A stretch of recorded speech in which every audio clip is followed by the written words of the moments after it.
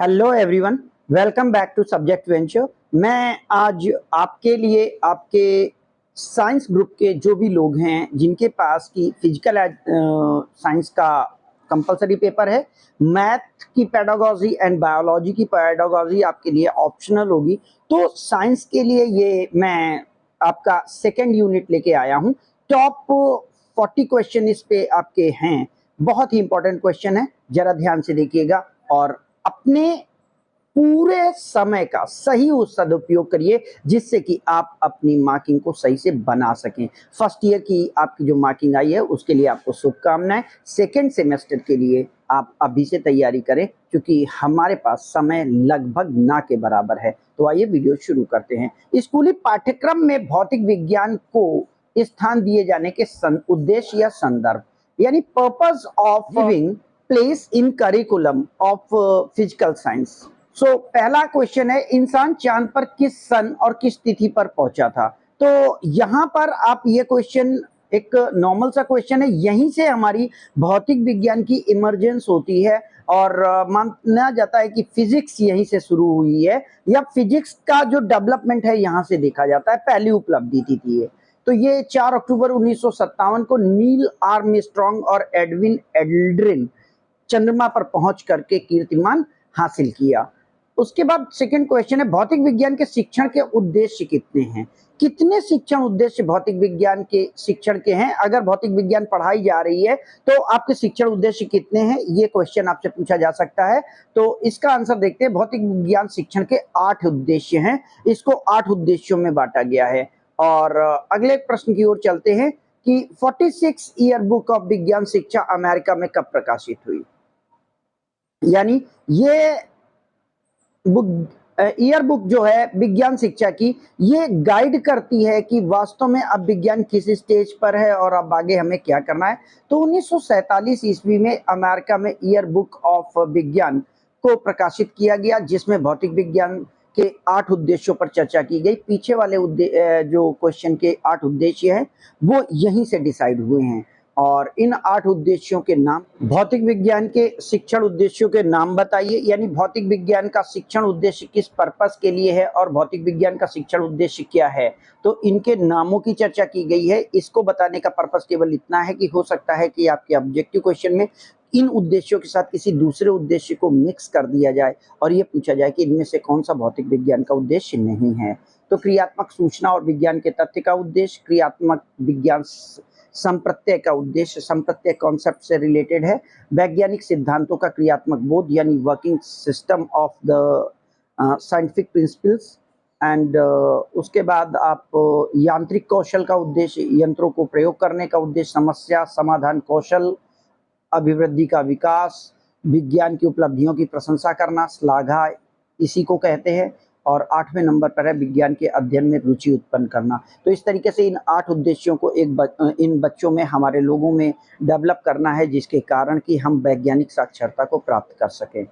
अगला क्वेश्चन है, विज्ञान की सूचना अथवा विज्ञान के तथ्यों के कुछ उदाहरण दीजिए। तो अब विज्ञान का जो पहला उद्देश्य है उसको हम विज्ञान तथ्य और तो क्या चीज है विज्ञान की सूचना और विज्ञान के तथ्यों। तो यहाँ पर विज्ञान के तथ्य और सिद्धांत वास्तविक घटनाओं पर आधारित होते हैं, ये हम सभी जानते हैं। भौतिक विज्ञान के द्वारा उनका निरूपण किया गया है, उनको खोजा गया है। ऐसे तथ्यों के उदाहरण आपको भौतिक विज्ञान, रसायन, अर्थशास्त्र, समाज शास्त्र के संदर्भ के रूप में देखने को मिलेंगे। Means physical science is a sum of the facts and principles that has been discovered by scientific method of study, and we can find them in study of physical science, chemistry, economics and social service or social science। तो उदाहरण दे करके समझाइए। यहाँ पर इन्हीं के कुछ उदाहरण है कि तथ्यों को हम किस तरफ समझते हैं।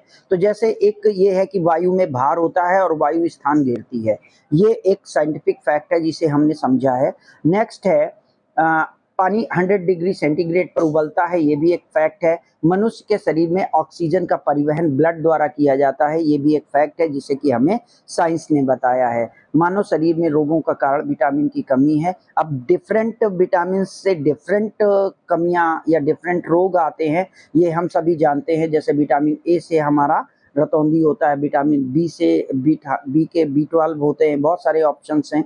इन पर हम चर्चा करेंगे बाद में कि किससे क्या होता है अगर वो कोर्स में है तो।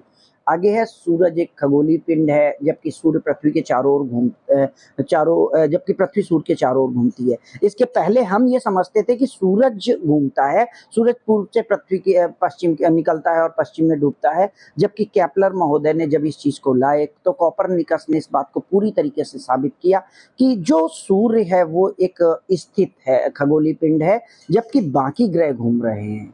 तो ऐसी स्थितियां हमारी भौतिक विज्ञान की उपलब्धियां हैं और ये तथ्य है। संसार का निर्माण छोटे छोटे परमाणुओं से हुआ है। परमाणु में इलेक्ट्रॉन, प्रोटॉन और न्यूट्रॉन होते हैं। अब यहाँ पर जो फैक्ट्स मैंने लिए हैं, जैसे कि ये पूछा जा सकता है कि एक परमाणु में क्या क्या होता है, परमाणु किससे बना हुआ है, संसार किससे बना हुआ है, तो सूर्य क्या है। तो इस तरीके के फैक्ट्स भी आपके ऑब्जेक्टिव क्वेश्चंस का हिस्सा हो सकते हैं, थोड़ा सावधान रहें। विज्ञान के क्रियात्मक संप्रत्यय से क्या आशय है। क्रियात्मक संप्रत्यय यानी जो फंक्शनल कॉन्सेप्ट है, इसके अंतर्गत किसी घटना पदार्थ का तथ्यों का आपस में मिलना या उनके द्वारा किए जाने वाली प्रक्रिया का वर्णन किया जाता है। उदाहरण के तौर पर उदाहरण स्वरूप पौधे सूर्य की ऊर्जा में अपने भोजन का निर्माण करते हैं। हम सभी जानते हैं फोटोसिंथेसिस प्रोसेस होता है। अब यहाँ पर एक क्वेश्चन हमेशा बहुत इंपॉर्टेंट आपके लिए आएगा कि उत्पादक कौन है। तो याद रखिएगा, उत्पादक के तौर पर केवल प्लांट्स हैं, बाकी सब कंज्यूमर्स हैं, उपभोक्ता हैं। इन्वायरमेंट में हम इस फूड चेन और फूड वेब को बहुत अच्छे से समझा चुके हैं। अगर आपने इन्वायरमेंट का हमारा वो वीडियो नहीं देखा है तो काइंडली वो वीडियो आप देख लें। संसार में जैविक और अजैविक घटकों का पारस्परिक स्थानांतरण होता रहता है। इंसान जिंदा जन्म लेता है, यहाँ धरती की बहुत सारी निर्जीव चीजों से अपने शरीर को पोषक तत्व देता है और लेटर ऑन डेवलप होकर के बड़ा होता है। बाद में जब उसकी मृत्यु होती है तो इंसान यहीं की सारी चीजों में जो चीजें जहाँ से आई थी वो वहाँ वापस लौट जाती हैं और इस तरीके से हमारे शरीर का ये निर्माण और विखंडन चलता रहता है और दुनिया में पारिस्थितिकी तंत्र चलता रहता है और इसका संतुलन बना रहता है। परमाणुओं से अणुओं का बनना। अब यहाँ परमाणुओं से अणु बने हैं, यानी छोटे छोटे अणु बने हैं और उनसे हम देखते हैं कोष डीएनए के बिना काम नहीं कर पाते हैं। अब बहुत ही इंपॉर्टेंट क्वेश्चन आने जा रहा है, टैक्सोनॉमी ऑफ एजुकेशनल ऑब्जेक्टिव्स। ये बुक का नाम है। ये बुक किसके द्वारा लिखी गई है, तो ये बुक प्रोफेसर क्रेथवाल द्वारा 1964 में इस बुक को लिखा गया है। यह किताब प्रोफेसर क्रेथवाल की है। एक बात इसलिए यह इंपॉर्टेंट है कि टैक्सोनॉमी ऑफ एजुकेशनल ऑब्जेक्टिव क्रेथवाल महोदय ने लिखी है, 1964 में लिखी है। लेकिन अगर टैक्सोनॉमी जहां पर आता है वहां पे आप ब्लूम को टिक कर जाते हैं, तो ब्लूम महोदय को हर जगह मत टिक करिएगा। ब्लूम महोदय ने टैक्सोनॉमी को डिस्कस किया है, लेकिन उन्होंने संज्ञानात्मक धारणा को विकसित किया है, सारी धारणाएं उन्होंने नहीं दी हैं। इसलिए याद रखिएगा, taxonomy of educational objective professor Krathwohl द्वारा लिखी गई है, 1964 में लिखी गई है। सिद्धांतों एवं सामान्यीकरण का क्रियात्मक अवबोध संप्रत्यय से आप क्या समझते हैं, यानी जो जनरलाइजेशन होता है प्रिंसिपल्स का और कॉमन फैक्ट का, उससे आप क्या समझते हैं। तो generalization is a concept in which we find the similarity between two object or two events। दो घटनाओं या दो परिस्थितियों में समानता दिखाने के लिए, सिमिलैरिटी दिखाने के लिए हम जनरलाइजेशन का प्रयोग करते हैं। कॉमन इवेंट्स को देखने के लिए हम इस चीज को बनाते हैं। सामान्यीकरण के कौन कौन से उदाहरण हैं, तो सामान्यीकरण के उदाहरणों में यह है कि क्रोमोसोम युग्म में होते हैं। बालक अपने माता पिता से निश्चित तौर पर वंशानुक्रम में कुछ अभिवृत्ति या गुण पाता है। पर्यावरण के जैविक और अजैविक तत्व एक दूसरे पर निर्भर रहते हैं। यहाँ पर इन तत्वों को देकर के ये पूछा जा सकता है कि ये किस ग्रुप में आ सकते हैं, यानी ये जनरलाइजेशन के फैक्ट हैं। एक तत्व एक से दूसरे, जैविक और अजैविक घटक एक दूसरे में परिवर्तित होते रहते हैं। निर्जीव तत्व एक जैसे रहते हैं, जबकि सजीव तत्व अपनी स्थितियों में बदलाव करते रहते हैं। ऊष्मा एक स्थान से दूसरे स्थान तक परिवर्तित होती रहती है, ये एक अगला कॉन्सेप्ट है। पदार्थ की 3 अवस्थाओं में पाया जाता है, जिसमें ठोस, तरल और गैस होता है। तो इस तरीके से ये फैक्ट्स हैं जो हमारे उसको जनरलाइजेशन को पाते हैं कि हमें ये चीजें हर जगह मिलती हैं। अगला क्वेश्चन, समस्या समाधान कौशल के कितने भाग होते हैं? तो समस्या समाधान कौशल में 8 पार्ट हैं, ये बात याद रखेंगे। प्रॉब्लम सॉल्विंग मेथड जब कभी भी हम स्टडी करेंगे तो हम 8 स्टेप्स को फॉलो करेंगे। इनमें समस्या की पहचान करना, समस्या को परिभाषित करना, समस्या संबंधित संकेतों का संकलन करना, प्रयोगात्मक परिकल्पनाओं का निर्माण करना। यहाँ पर इंग्लिश मीडियम वाले बच्चों की हेल्प के लिए मैं बता दूं, यहाँ पे identification of problem, then defining of problem yani confirmation of problem, then collection of the facts and indications relating to the problems, then formation of hypothesis about problem, and then उपयुक्त परिकल्पना का चयन, जिसे कि हम इंग्लिश में बोलेंगे to select most common hypothesis which is liable to be the cause of the main event. और जो उपर्युक्त चयनित परिकल्पना है उसका प्रायोगिक रूप से सिद्ध करना। यहाँ पे एक्सपेरिमेंटेशन है और परिकल्पना के निष्कर्षों का निरीक्षण करना, यानी finding out the result of experiment and then परिणाम निकालना या नियम निर्मित करना। इसी को जनरलाइजेशन और रूल फ्रेमिंग कहते हैं। तो इस तरीके से 8 स्टेप हैं। इन 8 स्टेप के अलावा कोई भी स्टेप समस्या समाधान मेथड्स में नहीं है, इसलिए याद रखेंगे इनमें से 8 में से 3 कोई दिए जाएंगे, एक कोई दूसरा दिया जाएगा और आपसे पूछा जाएगा समस्या समाधान का कौन सा चरण नहीं है। तो सतर्क रहेंगे, ईमानदारी से पढ़ेंगे, ध्यान देके पढ़ेंगे, जिससे कि आप अपने हर एक ऑब्जेक्टिव क्वेश्चन को सही से सॉल्व कर सकें। मेरी ये कोशिश रहेगी कि आप ऑब्जेक्टिव क्वेश्चन में इस बार 90 प्लस जरूर करें, अदरवाइज 85 प्लस का रिजल्ट आपका एग्रीगेट में नहीं बन पाएगा। नेक्स्ट है फिजिकल साइंस स्टडी प्रोजेक्ट कब शुरू हुआ और कहां प्रारंभ किया गया?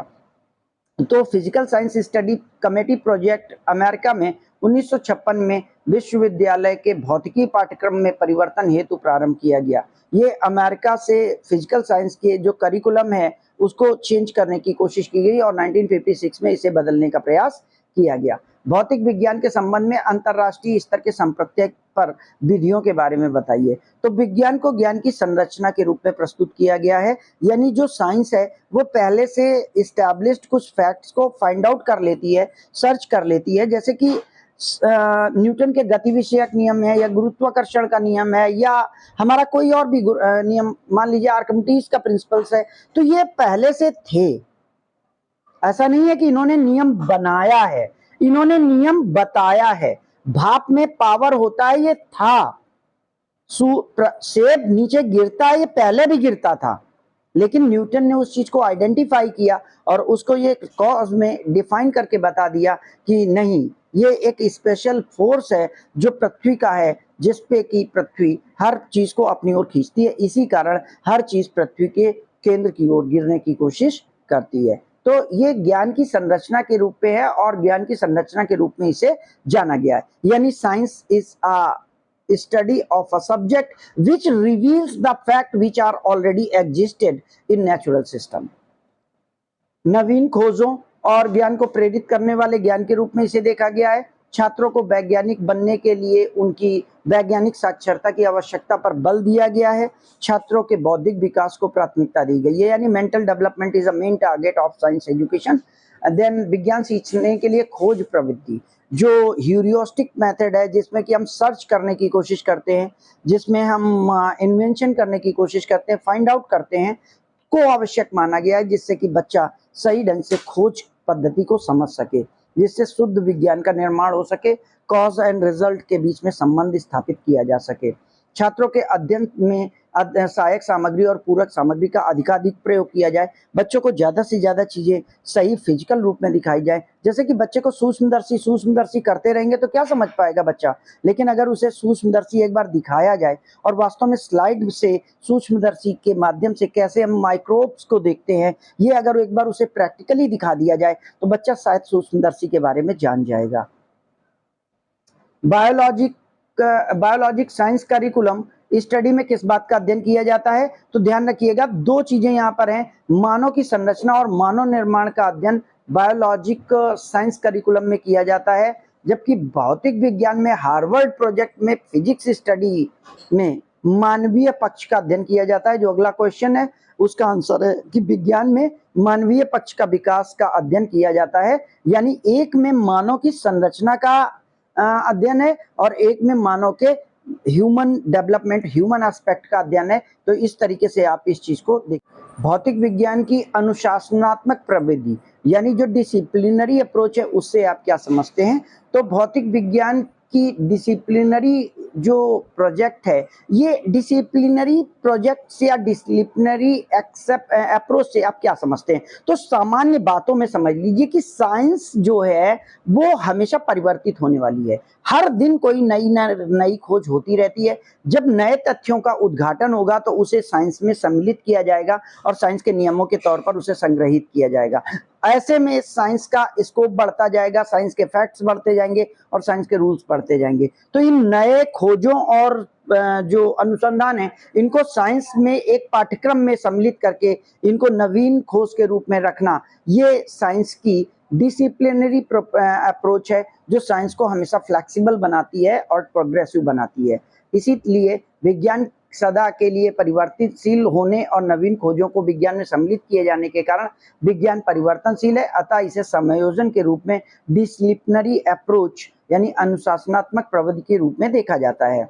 अगला क्वेश्चन है, 1980 के दशक में विज्ञान शिक्षण के उद्देश्यों में परिवर्तन का कारण बताइए। एक्चुअली 1980 से विज्ञान जो शुरुआत से अभी तक मात्र एक अनुसंधान और तथ्यों के रटाने की बात थी, अब विज्ञान 1980 के बाद से, जबकि हमारा अम्ब्रेला सिंथेसिस कॉन्सेप्ट आया, जब से हमने पर्यावरण प्रोटेक्शन को एक अपना मेन टारगेट माना, यानी एक अर्थ को इस तरीके का प्लेनेट बनाने का टारगेट विज्ञान को दिया गया कि जिसमें ह्यूमन अपनी कंफर्टेबलनेस के साथ रह सके।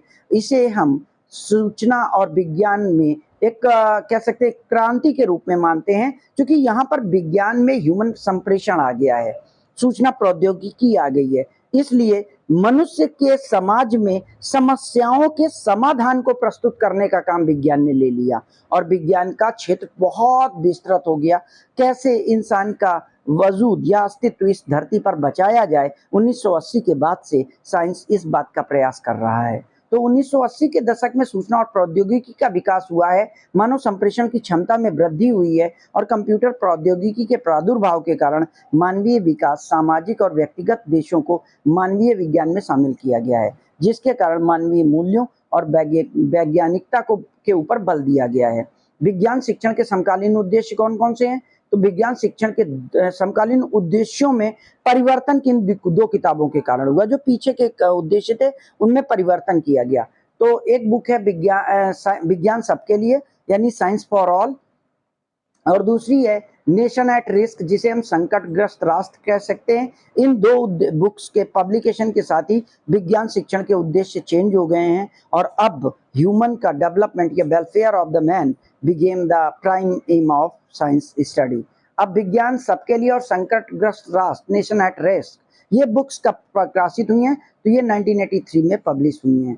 प्रोजेक्ट सिंथेसिस कब प्रकाशित किया गया? प्रोजेक्ट सिंथेसिस 1981 में। यहाँ पे सेंटेंसेस लिख गया, ये सिंथेसिस है। प्रोजेक्ट सिंथेसिस 1981 में प्रकाशित हुआ है।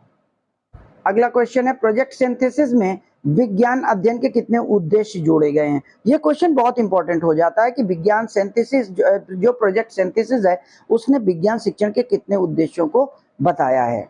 सिंथेसिस में विज्ञान अध्ययन के कितने उद्देश्य जोड़े गए हैं? तो प्रोजेक्ट विज्ञान अध्ययन के लिए 4 उद्देश्यों को प्रोजेक्ट सिंथेसिस द्वारा जोड़ा गया है, जिसमें व्यक्तिगत विकास, विज्ञान प्रौद्योगिकी और समाज में सहसंबंध, शैक्षिक वृद्धि और शैक्षिक उन्नयन एंड जीविका व्यवसाय सहजगत यानी कंप्रोमाइज। यहाँ पे personal development, development of the communication and technology in society and relationship, educational development and achievement and enhancement of the education ability and then जो प्रोफेशनल वर्किंग है उसको लेकर के ये 4 उद्देश्य बताए गए हैं।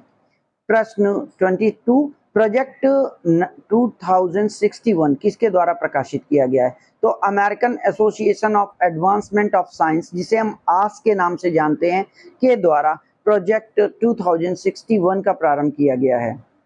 प्रोजेक्ट 2061 विज्ञान अध्ययन के कितने सिद्धांतों को प्रतिपादित करता है?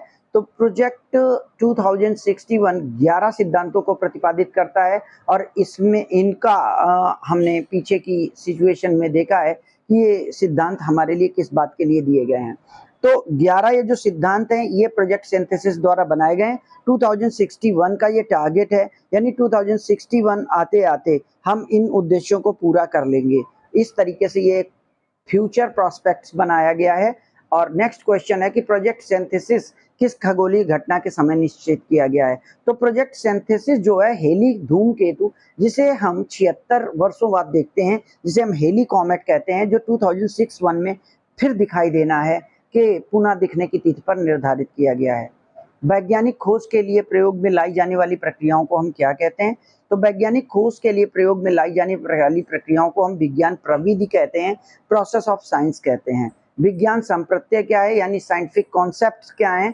तो किसी सत्य या धारणा को विज्ञान में संप्रत्यय के नाम पर जाना जाता है। वैज्ञानिक प्रक्रियाओं को जब संप्रत्यय से मिला देते हैं तो हम वैज्ञानिक विधियों का निर्माण करते हैं। वैज्ञानिक प्रविधियों के विकास क्रम को सरल से जटिल की ओर व्यवस्थित करने के लिए किस वैज्ञानिक की अवधारणा को आधार बनाया गया है। यानी जब हम वैज्ञानिक प्रविधियों को, स्टडी मेथड्स को स्टडी करते हैं तो हम किस आधार पर इसे क्रमबद्ध करते हैं या व्यवस्थित करते हैं। तो जीन पियाजे महोदय, जो कि मनोवैज्ञानिक रहे हैं, कि संज्ञानात्मक विकास की अवधारणा को विज्ञान विधियों को क्रमबद्ध करने के आधार पर बनाया गया, जिससे कि बच्चे की जो मानसिक विकास है उसी के आधार पर बच्चा विज्ञान की प्रविधियों का भी अध्ययन कर सके। विज्ञान के विकास के लिए 21वीं सदी में विज्ञान के क्या उद्देश्य रखे गए हैं। विज्ञान के विकास के लिए 21वीं सदी में वैज्ञानिक साक्षरता को हर व्यक्ति को विकसित किए जाने का उद्देश्य रखा गया है, यानी वैज्ञानिक साक्षरता हर व्यक्ति में विकसित हो जानी चाहिए। और ये वैज्ञानिक साक्षरता का मतलब विज्ञान के प्रति अवेयरनेस और विज्ञान के प्रति रुचि से है। वैज्ञानिक साक्षरता के लिए वैज्ञानिक मिलर ने कितने भाग बताए। तो वैज्ञानिक साक्षरता के लिए वैज्ञानिक मिलर ने 1983 में 3 भाग बताए हैं, जिसमें उन्होंने विज्ञान की मानक विधियों का ज्ञान बताया है, संज्ञानात्मक विज्ञान का ज्ञान बताया है और सुव्यवस्थित विज्ञान के प्रति अभिव्यक्ति बताई है।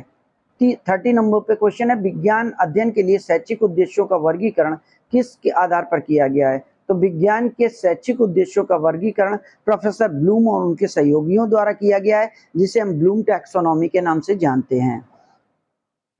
अगला क्वेश्चन है, शिक्षा व्यक्ति के मूल स्रोत हैं जो व्यक्ति में संवेदनशीलता परिष्कृत करती है, राष्ट्रीय एकता में सहायक होती है और वैज्ञानिक दृष्टिकोण का विकास करती है। यह परिभाषा किसके द्वारा दी गई है। शिक्षा की यह परिभाषा है, और यह परिभाषा किसके द्वारा दी गई है। तो ये परिभाषा शिक्षा की राष्ट्रीय शिक्षा नीति 1986 में दी गई है। इस बात को आप अध्ययन करके रखेंगे, नोट करके रखेंगे, क्योंकि बेसिकली आप 1986 ना लिख करके किसी न किसी राइटर को टिक करने की कोशिश करेंगे, तो ऐसा मत करिएगा। 1986 में इस बात को बताया गया है। विज्ञान के शैक्षिक उद्देश्यों की सारणी प्रोफेसर बेंजामिन एस ब्लूम द्वारा कब प्रस्तुत की गई, यानी जो ब्लूम टैक्सोनॉमी है वो कब आई शैक्षिक उद्देश्यों के संदर्भ में। तो ब्लूम टैक्सोनॉमी को शैक्षिक उद्देश्यों के लिए ब्लूम महोदय ने 1956 में प्रस्तुत किया है, जिसमें संज्ञानात्मक उद्देश्यों का वर्गीकरण था, यानी व्यक्ति अपने उद्देश्यों को किस तरीके से पूरा करता है, कैसे उसकी संज्ञानात्मक यानी किसी चीज के बारे में उसकी पहचान कैसे होती है और उसके क्या स्तर हैं। तो विज्ञान के भावात्मक पक्ष का वर्गीकरण किस महान वैज्ञानिक द्वारा किया गया। ध्यान रखिएगा, विज्ञान के 3 पक्ष हैं, शैक्षिक पक्ष, भावात्मक पक्ष और क्रियात्मक पक्ष। शैक्षिक पक्ष का जो कह सकते हैं वर्गीकरण है वो ब्लूम महोदय द्वारा है। जो भावात्मक पक्ष का वर्गीकरण है वो प्रोफेसर क्रेथवाल द्वारा है, और जो क्रियात्मक पक्ष का वर्गीकरण है वो प्रोफेसर किबलर द्वारा है। तो इस बात को आप याद रखेंगे कि शैक्षिक उद्देश्यों का, इस बात को आप याद रखेंगे कि शैक्षिक उद्देश्यों का वर्गीकरण अलग है और क्रियात्मक अलग है, संज्ञानात्मक अलग है और भावात्मक अलग है। तो विज्ञान के भावात्मक पक्ष का वर्गीकरण किस महान वैज्ञानिक द्वारा किया गया है। तो प्रोफेसर DR क्रेथवाल और उनके सहयोगियों द्वारा 1964 में भावात्मक पक्ष का वर्गीकरण प्रस्तुत किया गया है। विज्ञान के क्रियात्मक पक्ष का वर्गीकरण कब और किसके द्वारा किया गया है। तो प्रोफेसर RJ केबलर ने 1970 में क्रियात्मक पक्ष का वर्गीकरण प्रस्तुत किया है। प्रोफेसर ब्लूम ने संज्ञानात्मक ज्ञान के पक्ष को कितने भागों में बांटा है? तो संज्ञानात्मक पक्ष को प्रोफेसर ब्लूम ने 2 सिद्धांतों के आधार पर बांटा है, जिसमें सामान्य से जटिल की ओर इंसान चलता है, मूर्त से अमूर्त की ओर चलता है, और इसके लिए ब्लूम टैक्सोनॉमी में उन्होंने 6 पार्ट किए हैं। संज्ञानात्मक ज्ञान के 6 स्तरों के नाम बताइए। अब ये 6 स्तर बहुत इंपॉर्टेंट है, और यहाँ पर एक बहुत बड़ी बात है कि सबसे पहला स्तर सबसे नीचे है। 1 2 3 4 5 6 नहीं लिखना है, आपको 6 5 4 3 2 1 में देखना है। यानी ये जो ब्लूम टैक्सोनॉमी है वो इस तरीके से देखी जाती है कि मूल्यांकन जो है वो सबसे बाद में आएगा, सबसे ऊपर आएगा। इसलिए इसको मैं उल्टा आपको दिखाने की कोशिश करता हूं, और यहां से देखिए, यहां से कि ब्लूम टैक्सोनॉमी का पिरामिड हमेशा उल्टा बनता है। यानी ब्लूम टैक्सोनॉमी में सबसे पहला स्तर सबसे पहले आएगा और नीचे आएगा, तो वो ज्ञान है। यानी किसी चीज के बारे में हम सबसे पहले जानेंगे, उसे पहचानेंगे। पहला स्तर पूरा हुआ। इसके बाद दूसरे स्तर में क्या आएगा? बोध आएगा, यानी उस चीज को हम मानेंगे। जैसे कहते हैं नहीं, जब जानेंगे तभी तो मानेंगे, तो बोध, अंडरस्टैंडिंग आएगी। सूचना के तत्व का बोध करना, अपने विचारों को प्रयोग में लाना, ये इंपॉर्टेंट चीज आ जाती है इसके लिए। अगला है प्रयोग करना। अगर आप विज्ञान के चीजों को जान जाएंगे तो विज्ञान की चीजों का आप प्रयोग करेंगे, जानकारी को कार्यों में लाएंगे, मूर्त को अमूर्त बना करके अमूर्त परिस्थितियों में आप अध्ययन करेंगे। यानी जहां पर आप चीजें सीख रहे हैं, जो ज्ञान आपको मिल गया है, वो ज्ञान आप अपने कार्यशैली में लाएंगे। ठीक है। अगला स्तर क्या होगा? विश्लेषण होगा। विश्लेषण क्या है? किसी बड़ी चीज को छोटे छोटे पार्ट में बांट देना, एनालिसिस करना। तो सूचना को छोटे छोटे टुकड़ों में बांट करके उनके अंतर संबंध देखना विश्लेषण कहलाता है। अब संश्लेषण है, इसके बाद सूचना के छोटे छोटे भागों को एकीकृत करके समग्रता ला करके एक रूप में पहचानने की योग्यता हमारी संश्लेषण कहलाती है। और लास्ट में मूल्यांकन, कि इस सूचना से हमारा लाभ हुआ है कि नहीं। तो मूल्यांकन सबसे लास्ट में आता है। विचारों को समझना, सिद्धांतों को जानना, शोध और प्रबंधन करना, सूचना पर विश्वास करके उसके बारे में जानना। तो इस तरीके से ब्लूम टैक्सोनॉमी के 6 पार्ट हैं। आपको 6 पार्ट याद रखने हैं, और याद रखना है ये टैक्सोनॉमी का मात्र संज्ञानात्मक ज्ञान शैक्षिक उद्देश्यों का वर्गीकरण है, क्रियात्मक और भावात्मक वर्गीकरण नहीं है। ये पिरामिड हमेशा उल्टा बनेगा, यानी ब्लूम की टैक्सोनॉमी नीचे से ऊपर की ओर चलती है। अगले क्वेश्चन की ओर चलें, इससे पहले मैं आपसे रिक्वेस्ट करूंगा, अगर चैनल पर आप पहली बार आए हैं, काइंडली चैनल को सब्सक्राइब करें, और अगर आपको वीडियो अच्छा लग रहा है तो लाइक का बटन जरूर दबाएं, क्योंकि YouTube पैनल आपकी फीलिंग्स हमारे पर्सनल व्हाट्सएप पर नहीं देखता, वो वीडियोस पर देखता है। तो काइंडली यहाँ पर अपनी जो फेयर कमेंट है उसको यहाँ पर करें, बताएं वीडियो कैसा है आपको, और कहाँ हमें और कहाँ सुधार करने की आवश्यकता है। हम आपके सुझावों का भी बड़ी बेसब्री के साथ अपने कमेंट बॉक्स पे इंतजार करेंगे। तो बढ़ते हैं अगले क्वेश्चन की ओर। भावात्मक पक्षों को कितने भागों में वर्गीकरण किया गया है? मैंने पहले भी बताया, शैक्षिक उद्देश्य हो गए, शैक्षिक पक्ष हो गए। अब हम देखते हैं भावात्मक पक्ष कितने हैं। तो भावात्मक पक्षों को का वर्गीकरण क्रेथवाल महोदय ने 1964 में किया है। इसे 5 भागों में बांटा गया है। भावात्मक पक्षों के 5 पार्ट कौन कौन से हैं? तो यहाँ पर मैंने 1 2 3 4 नहीं लिखा है। आहरण, अनुक्रिया, अन्मूलन, व्यवस्थापन और मूल्य द्वारा चरित्र चित्रण, यह भावात्मक पक्ष के 5 पार्ट हैं। क्रियात्मक पक्ष को केवलर महोदय ने कितने भागों में बांटा है? 1970 में बांटा है। तो ये क्रियात्मक पक्ष को आर केवलर महोदय ने 4 भागों में बांटा है। इसमें स्थूल शरीर गति, गति द्वारा उत्कृष्ट संबंध, मौखिक संचार और समूह व्यवहार है। अगला और लास्ट क्वेश्चन है, ब्लूम टैक्सोनॉमी में 2001 में किस महान वैज्ञानिक द्वारा संशोधन प्रस्तुत किया गया? I think one of the most important question, अगर ब्लूम टैक्सोनॉमी में ब्लूम की स्टेप नहीं पूछे जाएंगे तो ये क्वेश्चन आना चाहिए, जो कि यहाँ पर है कि ब्लूम टैक्सोनॉमी में संशोधन किस वैज्ञानिक ने किया है। तो याद रखेंगे, प्रोफेसर एंडरसन ने 2001 में अपने साथियों के साथ मिलकर के ब्लूम टैक्सोनॉमी में संशोधन प्रस्तुत किया है। उनके अनुसार वैज्ञानिक विधियों के 2 पार्ट न होकर प्रक्रिया एक जैसी रहती है, और इसके चरण में स्मरण करना, समझना, प्रयोग में लाना, विश्लेषण करना, मूल्यांकन करना और अपने आप से खुद से सही चीजों का सृजन करना या सही चीज का निर्माण करना सम्मिलित है। तो यहाँ हम अपने इस वीडियो को समाप्त करते हैं। मुझे उम्मीद है वीडियो आपको अच्छा लगा होगा। काइंडली हमारे साथ बने रहें, वीडियो को ध्यान से देख करके नोट्स तैयार करते रहें। तैयार रहें क्योंकि एग्ज़ाम बहुत नज़दीक है और टारगेट बहुत अच्छा लाना है और बहुत सही रिजल्ट बनाना है। Thank you.